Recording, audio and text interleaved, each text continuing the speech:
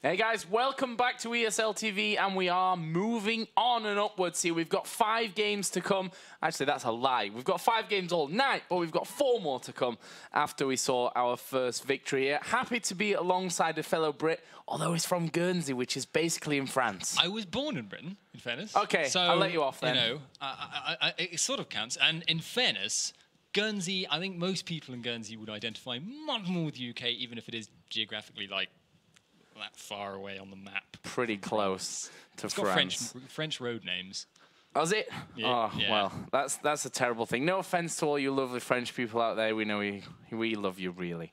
So we are going to be moving into our second game, which is going to be the Copenhagen Wolves, who have been pretty much taking everything by storm recently against Karont3. Now, an all-Spanish team, a very familiar name in the AD carry role, actually, Jim Bones, who, of course, we saw in the spring split of Season 3 playing for the Giants. So there are some very familiar names in this one. I'm just going to tell the players that we are ready. But for me, it's very hard to look past the Copenhagen Wolves in this matchup. It is, but there was something interesting. I was talking to Amazing earlier. I mentioned it in the last game, but one of the other things that was said was, because, I mean, I discussed both the matchups, and they are playing against TCM themselves later, who are generally considered the number 2 and very, very close to take games off them. They said, I think Amazing said something like, don't fear the second best swordsman, fear the man who has never picked up a sword before in his life, which isn't exactly a fair metaphor, but he was commenting, it's very difficult to actually research Karont3. Yeah, I'd agree with that one. And we always talk about this, that, you know, the unlikely candidate is the one that maybe is more likely to pull off a bit of a surprise. But we're into the bans anyway. Annie Lucian taken out straight away here by Karont3. We know how strong that lane is right now. Yeah, I mean, we saw it picked last game and actually losing in the end, I think. Yeah. So, I mean, I'm not surprised to see it banned out, though, just because it is really, really dangerous. And in many ways, it's props to playing against it last game without ending up very, very dead. Both Zyra and Ezreal, though, are pretty much king counter-engagers running away from that huge burst. Mensch, obviously, came out a little bit behind of the lane, but no huge problems for them. Well, final ban here for Karont3 was Evelyn. We'll move a bit quickly on this one. Evelyn, we all know how strong she is, especially since it's really hard to just see her wherever she is these days with how the changes have come in with 3.14. On the other side, Jarvan the 4th, Kha'Zix, and Lee Sin taken away here. They're, for me, all right now very strong jungle picks. We've been hearing that Kha'Zix in the jungle in 3.14 is extremely strong. Yeah, well, he has always been having a bit of a difficult time in a lane, especially since they nerfed the W to make him less of a kind of ranged caster champion. So yeah, with the extra gold he now can get from that jungle, he makes a really, really strong ganking jungler, because obviously in a 2-on-1 situation, you're going to run away from the creeps. That isolates you, that increases Kha'Zix's damage. Kha'Zix's? Whatever. So increases his damage, makes him even more scary. And I do actually also want to mention, Amazing mentioned he doesn't actually fear Evelyn so much as fear specific players playing Evelyn. Yeah, people like Diamond have kind of brought that fear to everyone, I think. Let's move through the picks here a bit quicker, because we are seeing them all come down quickly. At least Zyra, Kennen picked up now. Kennen for Jim Bones, AD Kennen, is something that we have seen him play in the past. On the other side, Renekton and Shyvana now. Renekton and Shyvana, for me, are 2 extremely strong champions right now that I almost am surprised that they went through this far. Yeah, Renekton is probably the most versatile top laner. He can lane against anyone, and at the very least come out okay. Yeah. Shyvana is actually one of his kind of counters at the moment, though. So it's interesting they chose to take both of those away at once, and also have got Kautar'd his Kassadin, which is a scary prospect. Yeah, also likes himself a bit of Zyra in that mid lane, which of course was already taken away earlier on by Karont3, but they added in that Caitlyn in there as well for Forgiven. Now, the whole Copenhagen Wolves team, Intel Extreme Masters Cologne, obviously, is where we're really looking at their performances. They were incredibly strong, and I think sent out a few messages to, you know, those 3 teams that we're basically looking at here, and I'm sure are watching carefully at home: Ninjas in Pajamas, SK Gaming, and Meet Your Makers, because they're going to have to be playing 3 out of these teams that we're going through here in this group stage.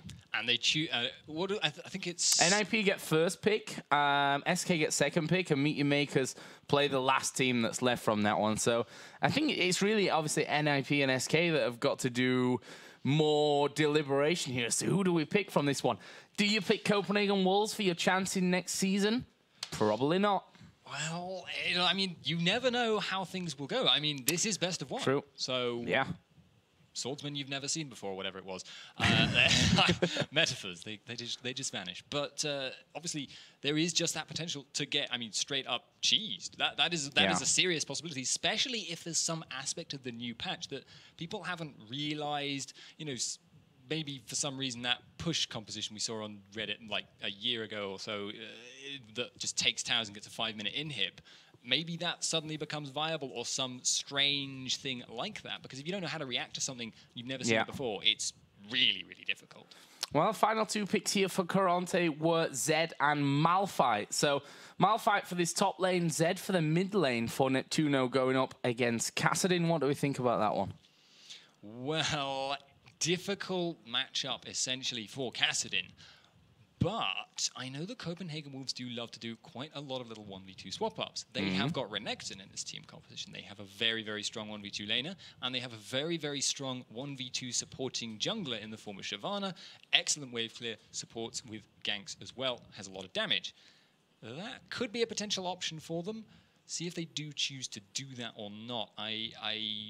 It may just be that Karont3 feels confident enough in his Kassadin. Well, we saw him at Intel Extreme Masters against SK, playing the Riven versus Kassadin matchup, which we were like, he is going to get dumped on in lane. And funnily enough, Karont3 managed to actually win that lane out.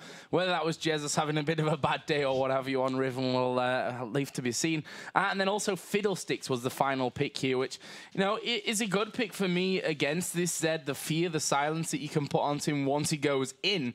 I mean, we all know how strong the Fiddlesticks fear is right now. It's pretty deadly. It just seems to go on forever. And it's even worse because you're not in control. Your character is still acting, but you don't choose where you go, which sometimes actually works in your favor because you just carry on going wherever you were going. But it's a really, really horrible feeling being feared. I'd actually like it to make you dance a little bit like Sona's Crescendo, you know, because then you would see its proper duration. Because while you're still walking on, you sometimes lose track of it. But if you were just stood there dancing for what is like 3 seconds in the middle of a fight, that would be quite hilarious to see. But Karont3 versus the Copenhagen Wolves, their first game here in this group stage. We've got a lot of games to come your way. Obviously, 4 more, including this one tonight, 5 tomorrow, and then 5 Saturday as well. And the top 3 teams will go through into the promotion tournament, which will be in Cologne. And talking of that, in less than 2 hours, because I don't know exactly what time it is, but it's past 7 o'clock, at 9 p.m. Central European time, they're actually going to start selling tickets. I just saw the LoL esports Twitter talking about that one, and I believe they'll be selling them over on lolesports.com. So if you want to get yourselves to Cologne, or if you want to see the one in North America, then you should make sure that you keep your eyes peeled, because something tells me those tickets aren't going to be around very long.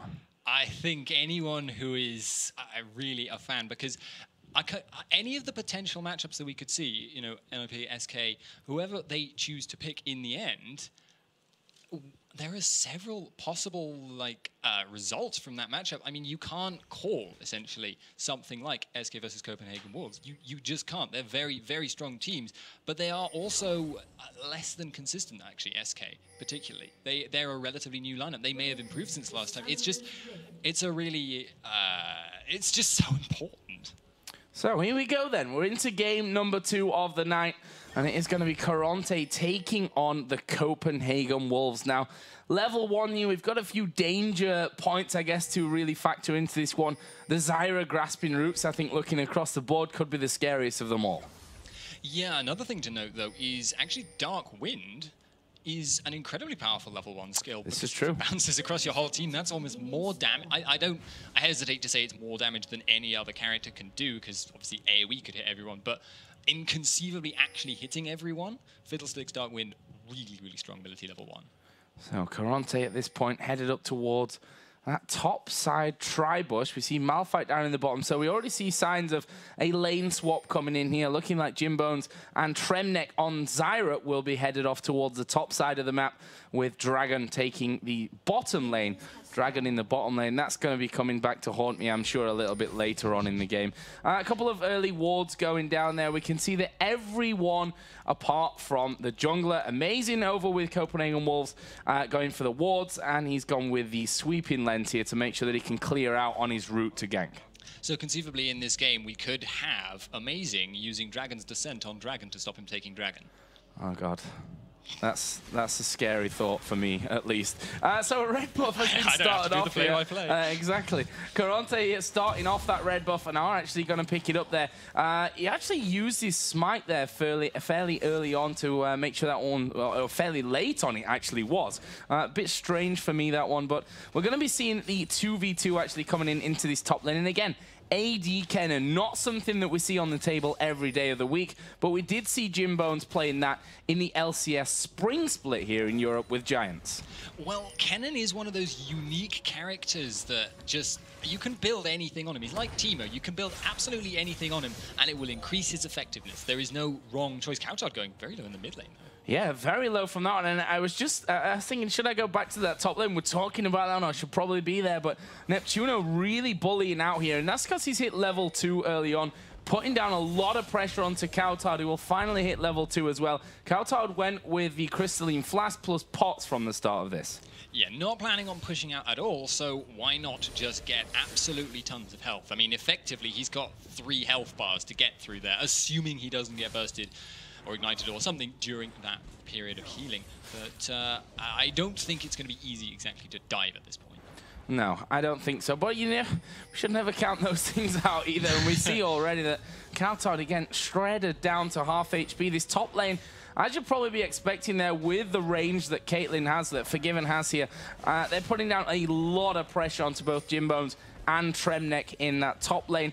So doing a good job of things on that front. It's actually 17-9 CS as well, but we do see Elise coming in, flash away from the cocoon, but Unlimited, will he be lucky enough to get away? He uses flash, and they get back to the safety of that tower. And it was a kind of obvious gank once they started to push out from that tower being so far behind there, but they've managed to get away both flashes from the Copenhagen Wolves duo lane. And that makes it really, really hard for... Wow, flash in there from Tremnek. I wasn't expecting that, and I think they may have gone too deep in this one. Finally, Elise does get back to the party. Amazing was coming around the side as well, and I'll tell you what, this is all a little bit too close for comfort here in this top lane. Yeah, this will now, I mean, Karont3 are pushing out, so it's unlikely they're going to stay in. They can go back and heal. But the fact that I was going to say before, just suddenly flash, grasping roots, and they may potentially get a catch as well there, and going to be fighting it. Well, Amazing showing that he's not scared right now of Elise, just making sure that Elise does walk away from that area. And in the top lane, as you said, it's allowed Karont3 a little bit of time to push out, but Copenhagen Wolves pushing this straight back, so they're trying to keep Karont3 in with this one, and Karont3 know it. We can see that Elise sticking around. There's a fear going down onto Jim Bones. Plants came down right underneath the tower, and again, the jungler visiting this top lane just to make sure that wave doesn't keep getting pushed back. Yeah, and Copenhagen Wolves right now want to be pushing really, really hard. They have a very strong pushing comp, but Zed is actually hanging around as well.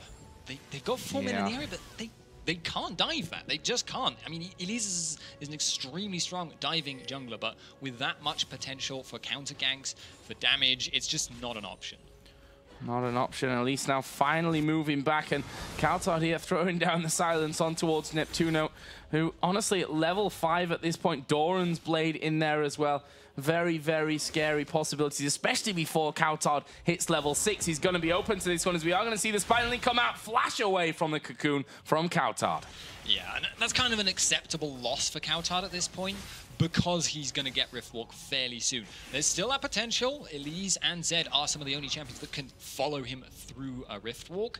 But it's, you know, he will have Riftwalk available. He will actually still have a dash, even though he has just lost his main Summoner's Point. Oh, Amazing actually just walking in there to the jungle by Wraiths to have a bit of a party. And he will be forced straight back out of there. The lane that's been the quietest up until now is down in the bottom. Dragon versus Youngbuck, 42-31 CS.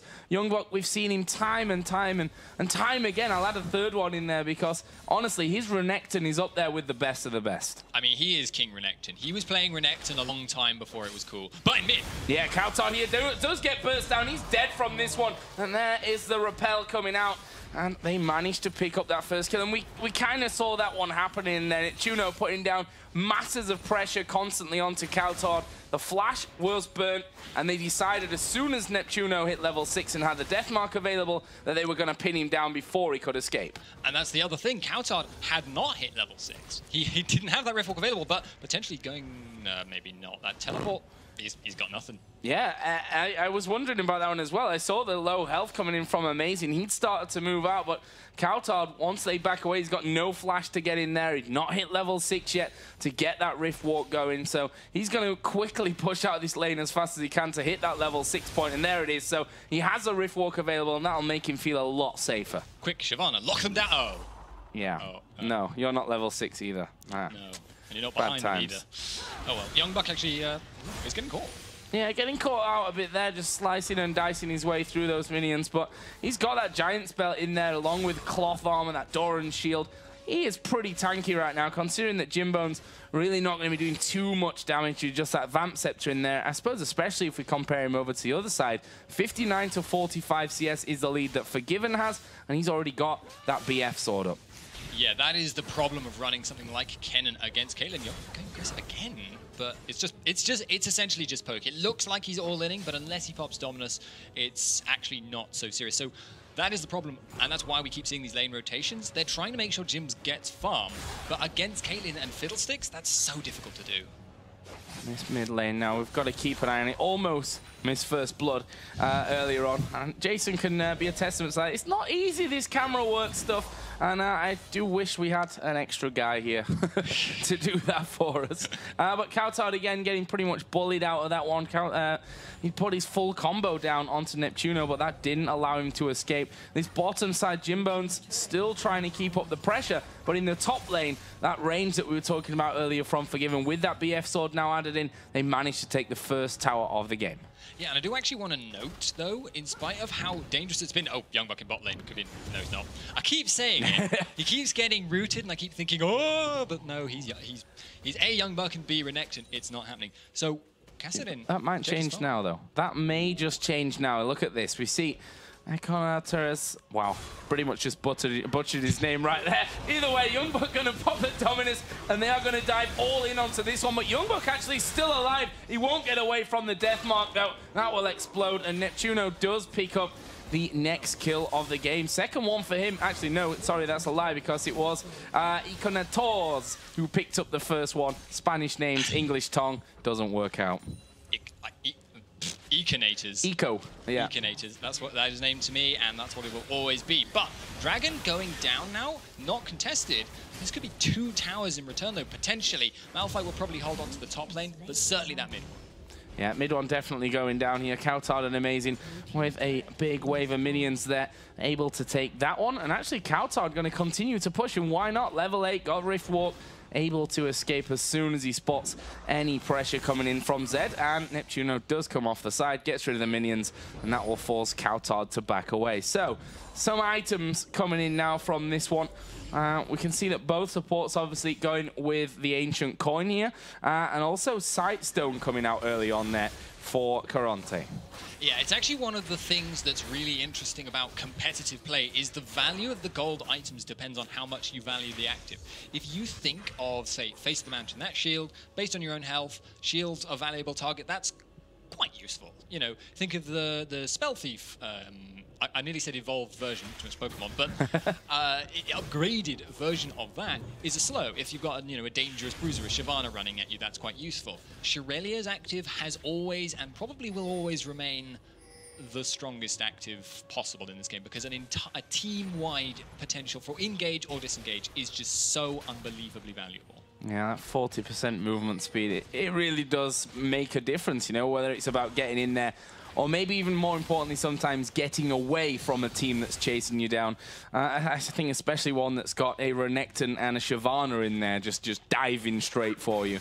But either way, Copenhagen Wolves pushing the duo down to this bomb side, and actually Amazing's there as well. And to be honest, they've got full positional advantage here. Karont3 have decided they want to reply to this with a mid turret. They've managed to stack up 4 men in the mid lane. Karont3 getting behind the safety of that turret, and we'll see if he's able to hold on. They definitely definitely taking that bottom lane, but will they be able to hold mid? Well, Amazing is now rushing back there. I don't know if he bought Home Guard, but I would have thought he would if he could afford it. And it looks like Karont3 is actually just going to... No, he's not going near that at all. No.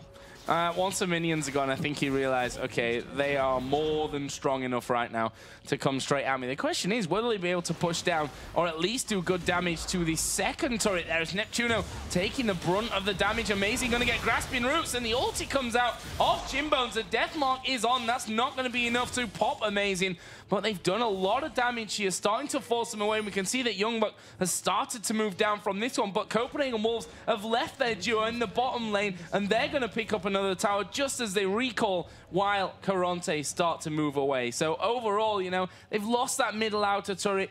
You don't ever really want to lose any middle turrets if you can help it, but taking both towers on the bottom lane, they'll be happy with that trade. Yeah, and the other thing is that inner towers, I mean, they've always been more valuable than outer towers just because they're deeper and they give you more map control. But nowadays, they actually also give you more global gold. They shifted the balance of the way the gold is distributed, and when you've got two-man pushing down that inner tower, not only is it giving the local gold to the people you really, really wanted to have, okay, support maybe not, but the AD carry the local gold, but you're also giving yourself that extra bonus gold. You're putting yourself a little bit further ahead, which you can see reflected in the total gold on both teams.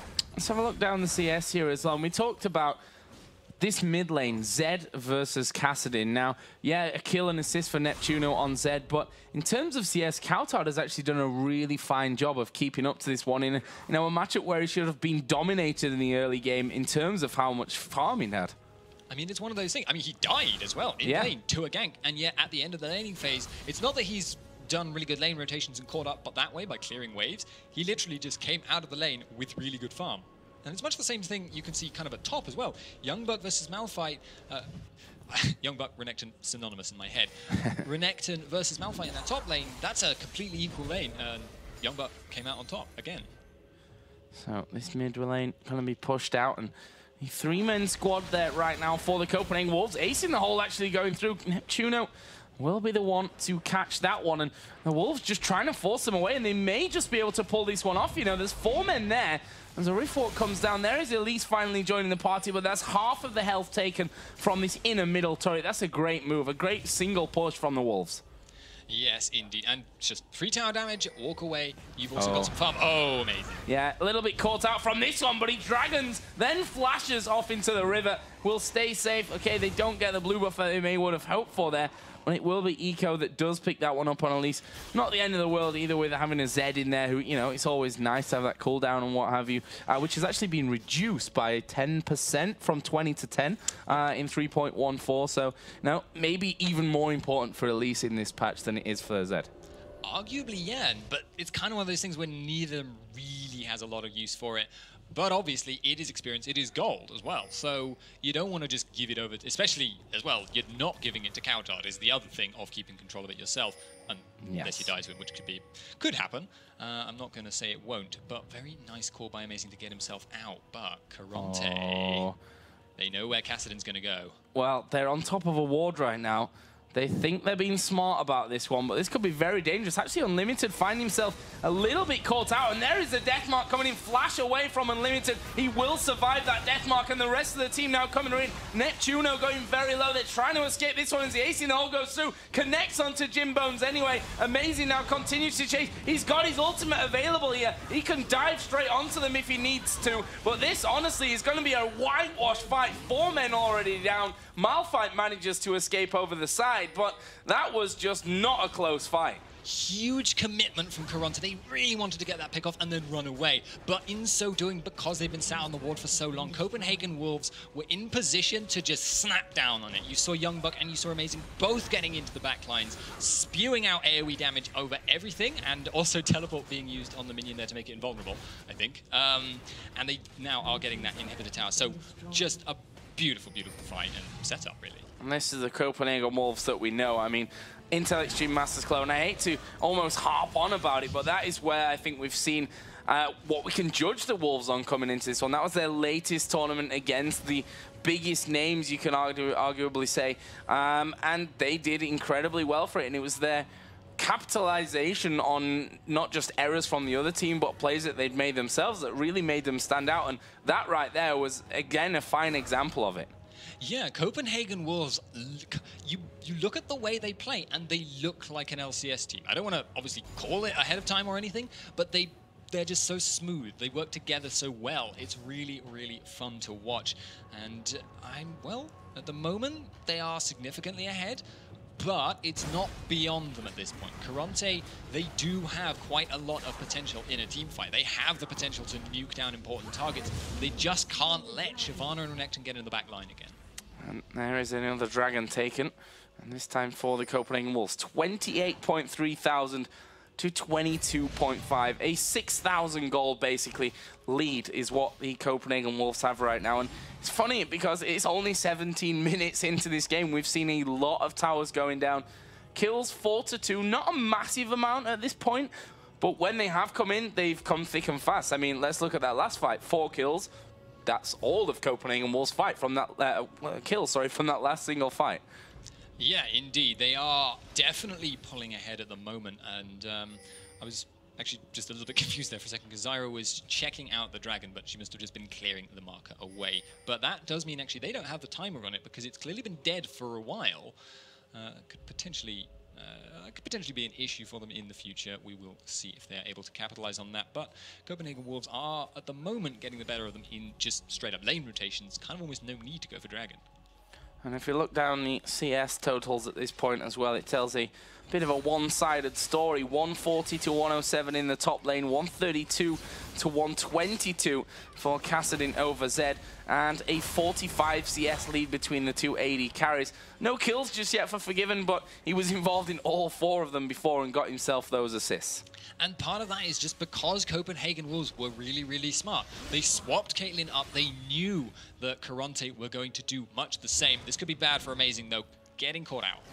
Well, I would say that if he wasn't Shyvana at this point, able to run away, and Karont3 going everything in here, and there we see the Dragon coming down, Fiddlesticks getting involved as well. There were the Stranglethorns towards the back, but Karont3 being shredded here by Youngbuck, and there is Karont3 coming in. Double kill for him. That's going to be another one going down. Actually, he was picked up by Renekton in the end, but the triple is finished off with a kill onto Elise, and that is an ace for nothing here for the Copenhagen Wolves. Karont3, twice now they've been caught in that area in the jungle, and twice they've paid. Yeah, they just got torn apart. Karont3 didn't join the fight until the end there. He was not involved, so it was a 4v5 for most of the duration of that battle. And yet Copenhagen Wolves, they knew they would come out on top because they knew they were in the right position. Very confident play, very efficient play, and definitely starting to build up an alarming goal lead. Youngbuck is now 2-1-5. Karont3 6-1-2. This is a guy that's now ahead in CS after giving up first blood and having a hard laning phase against the Zed as well. And that just shows you that Karont3, Kassadin, right now, Kassadin just in general, we often see when a Kassadin comes out that it plays a mid. I don't remember the last time I saw a Kassadin that I said, that was not good. No, indeed. He is really strong. Basically, get through the laning phase and you have an amazingly powerful tool on your team there. That being said, they did change it a little bit, so he's actually better in cleanup scenarios like we saw before, where he's able to chain the Riftwalk stacks that you get from hitting people with Riftwalk, than he is going in right at the start of a fight like maybe you used to see, where he could just jump in, burst someone's Zhonya's, and then wait for the team to follow up. Well, cleanup, I think he's fine for Karont3 at this point. 6-1-2 after 2 fights going the way of the Copenhagen Wolves. And finally, a kill on the board for Forgiven, who is now sat at 1-0-5, adding in that static shiv to his Infinity Edge from earlier on as well. That's a scary Caitlyn, that's for sure. Yeah, and you can compare that to Kennen, who has yet to finish the Infinity Edge. Does have a Vamp Scepter, but at this stage of the game, sustain isn't really that big of an issue. He's in the hole actually going through there as Dragon here going to be harassed down a little bit, and actually they're going to go in towards Karont3, who will flash away. Deathmark, of course, going to go off, but really not doing anywhere near as much damage as Neptune, who has to do with that Deathmark in a fight. and he's still got his flask. He's actually sustaining up a little bit here, but I don't think they can afford to let this inhib fall for free. Oh, there is the unstoppable force coming in. Dragon at the back. Stranglethorn's going to go down. Will be pretty good for them as well, but honestly, I'm not sure if they're going to be able to lock the Wolves down from this one. A very mobile team starting to move away, and in the end, Amazing crawls out in Dragon form. Yes, they lost their AD carry. They took down Dragon in the end. It was a good unstoppable force, but Karont3 don't have much to follow up with. Yeah, but hey, it's not like he had a kill streak. They didn't get countered in that situation, and that could have potentially been, you know, the goal difference to start maybe equalizing between the two of them. It's not the end of the world there that Forgiven died for Copenhagen Wolves. It may start to look like the end of the world for Karont3 that they just lost their inhib. They were already being out-rotated. Now they have to contend with the superior split-pushing power from Kassadin, the fact that the super minions are in the mid lane, and the fact that there is a very fast Baron clear. I don't know if I've said those words before. From Copenhagen Wolves. This is just such a conglomeration of factors now that's starting to get really, really ugly for Karont3. Yeah, we can see a couple of switches up here in the trinkets as well. I think that's something that we have to keep an eye on as to how that all develops. And because we are at the earliest possible stages, really, of competitive play in the pre-season patch, so we're definitely going to be seeing some changes, I think, just throughout this 3-day tournament that we've got here online going into promotion, you know, where teams finally start to figure out when they're playing at their hardest, at their, you know, most concentrated, how they change things up and how other teams are doing it as well. Yeah, because I mean, this is what, the first major 3.14 event? You could argue maybe Insomnia in the UK, actually Karont3 in bottom lane, possibly. Yes, he is. Well, he's going to actually get through the death mark there, thanks to that Zhonya's Hourglass, but I'm not sure that he's going to escape. He gets stunned up by Jimbones, who will get into range. Silence is down, and it's Neptuno that finishes off to finally shut down Karont3. But in the meantime, they started to push off towards this inner turret in the top lane. Dragon is there. He's pretty tanky. Got that Sunfire cape and also the cowl in as well, but they don't care about him. They just want the turret. Yeah, but free turret, they take that, and now they have the potential to chase down Malphite, but the thing is they kind of have to do that, because if they don't, he's going to abduct the minion line, which would be a bit difficult to push with. Well, he's kind of running away from this one. As long as they can keep him away from the fight, having unstoppable force out of there will be a bonus for the Copenhagen Wolves. That's really the only chance I think we saw from them in that last fight. Was a good start off, a good initiation with that unstoppable force coming down. This time around though, Malphite has finally got himself back, but the fight in the mid could kick off here. Unlimited has come in. The teleport will come down from Karont3 as well, and there is the ulti over the wall. They're going to go down for Zyra, who gets feared right into the rest of the team, and Dragon finally, as I said, making himself back, is at the front here, but he's down to half HP already. Ace in the hole going to come through. They want to kill off the tanky Malphite, and they managed to kill him off as well. That leaves a 3 versus 5. The tank down, the massive crowd control from Zyra down as well. This could be Baron for the Wolves. And that was a funny, like, almost synchronization thing on Copenhagen Wolves' part. They actually, 3 members walked onto Stranglethorns there, and you saw them thinking, can we burst Zyra? All 3 of them turned just like an inch away, and then suddenly went, actually, no, we can burst her as long as we focus our fire, take her down. They all moved like almost like one unit, and it was really interesting to see. But Elise is potentially going to go for the steal. If she could get it, that could be a really big windfall for them, but just a bit difficult. No. Not going to be able to get into range for this one. That Baron, you see the health bar in the bottom left there. Karont3 actually holding back over by the blue buff, and that will be the Baron going over to the Copenhagen Wolves. No counter pushing really able to come out here either for Karont3 whilst that was happening. They're going to have themselves a Dragon, which, you know, that's also obviously changed as the overall leveling game increases. Is worth more gold. So whereas before we'd say at points, you know, why are they still thinking about doing Dragon here? It's always a bonus now. Yeah, even as it was though, at this point, why not? I mean, you've got a good minute of time. You know your opponents are pushed back into their base. You know what your next move is going to be, and it's going to be that middle inhib, potentially with some split push from Karont3. But they know what they're doing, they know why they want exactly what they want, and they know that this is going to help them hit a couple more item breakpoints. We've got 3 item Caitlyn now. So, yeah, this is now starting to look like they're just getting sort of preparing themselves. And we should probably look through some of the items from this one as well, and in particular the support, because they're the ones that have obviously really had those big changes in. We'll start off with Zyra actually going for the Aegis of the Legion, that Sightstone from earlier, the Ancient Coin from earlier on as well. Now, if we compare that over to Fiddlesticks on the other side for the Copenhagen Wolves, needlessly large rod, got the upgraded Sightstone, got himself the Seeker's Arm Guard. He's well on his way to that Zhonya's Hourglass, plus he's already up at the Nomad's Medallion.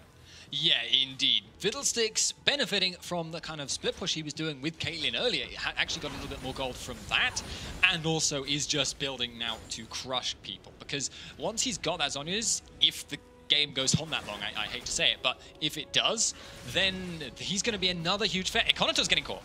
Fear there going in towards Elise, and, well, dead. The entire combo coming through there, and that will be the inhibitor taken with absolute ease by the Copenhagen Wolves. They've got the bottom lane pushing in from this one as well. Malphite had gone down to try and stop that wave pushing in, but they were a little bit too far past the steps for him to safely get out there and get them all taken down, and the Wolves just basically going to shoehorn their way into the second inhibitor. Karont3 goes in, takes Jimbones down to half HP with one burst. The inhibitor is going to be falling down straight away after this one as well. And remember, Karont3's like one trick, this is the one thing their comp does, and it does incredibly well, is engage. But right now, they just can't. Unless Copenhagen, unless Forgiven is tanking the tower and Malphite can ult on him and they can burst him down with Zed, there's just nothing that they can do. They just have to watch as they gradually chip down with this big minion wave that's coming up, and they can try and wave clear, they can try and slow the process down, but Karont3 are so up against it. Maybe they can wait out the Baron buff. It's gonna be a tall order. A massively tall order, I think, as Ace in the Hole goes through. Jimbones will have it blocked there by Elise. Lucky enough for him, because that would have probably taken at least half of his health away. And the Wolves just sit on the steps to the base. One inhibitor is all that stops them pushing through right now. There's a scan from Unlimited to reveal the wards coming in. And the second one, no, not quite. Oh, well, there's another scan anyway from Amazing. They've got two. They can clear out everything that's been thrown at them from the backside of the wall. The inhibitor turret is already being shredded down here by the Wolves. And Karont3, they have to fight this one at some point. I mean, they have to, but they can't. It's lose-lose. Maybe now. Oh, Karont3 using that Zhonya's, and we see how low Zyra goes, how quickly as well. Jimbone's at the back trying to do his best. Neptuno goes down without even using the Deathmark, and the Copenhagen Wolves here picking up the third and final inhibitor. Unlimited flashing in there with the ultimate running. They're going to work themselves straight in on towards those Nexus turrets. Forgiven, hammering down. Karont3 picks up the kill in the end. Eco does get back on towards the fountain, but he's now the last man standing in this one. This is going to be the end of this, and the Copenhagen Wolves pick up their first victory tonight, taking down Karont3. Half an hour, let's call it, this game. 17-4 in kills, 20,000, over 20,000 gold by the end of it. Very convincing performance. Honestly, as we expected by the Copenhagen Wolves. They are they are the best team at the moment. Maybe people can prove them wrong. Maybe TCM can come out and show us something even more, like a 20-minute victory or something like that. But that was just domination on basically every single front. Every single lane came out ahead. Every single lane rotation went in the favor of Copenhagen Wolves, and every single objective went their way as well. I mean, it got to the point at the end where the usage of Elise's slightly tankier build there was to not get three-shotted by Caitlyn. Yeah, and that's never a good position to be in. We saw Jimbones basically half of his health from one auto attack from Caitlyn, actually, right at the end there. Not Infinity Edge. Yeah, Infinity Edge, Static Shiv, Last Whisper, had a Vamp Scepter even added in there, and I think they were sat, as I looked down, basically everyone was sat on almost 3,000 gold if they'd have not finished the game off right there and then. No way they were losing that after a certain point. We still have 3 games to come, though, tonight. Obviously, Copenhagen Wolves will be in action a little bit later on. In fact, as our final game of the night, they're going to take on their old, I think we can say, nemesis, or definitely rival by now. We've seen them face off so many times over the last year. That is, of course, TCM. We'll also have TCM playing next against the guys who are called Salade Tomate Oignon, which is making a French Italian. I have no idea what that accent was. But they are French, outside of one who's from Switzerland, which is, depending where you're from in Switzerland. Just claim you were doing a Swiss person saying the French words. Exactly, that's exactly what I was. Or an English person trying to do anything that's not English, as we found out with Polish names, French, Spanish. Just really nothing rolls off our tongue quite like anything that comes out of Britain. We'll also, of course, have KMT versus Karont3. That will be our penultimate game of the night before we move then into the Wolves versus TCM. So guys are going to be taking a quick break, but when we come back, we've got more action for you for the 2014 EU LCS promotion.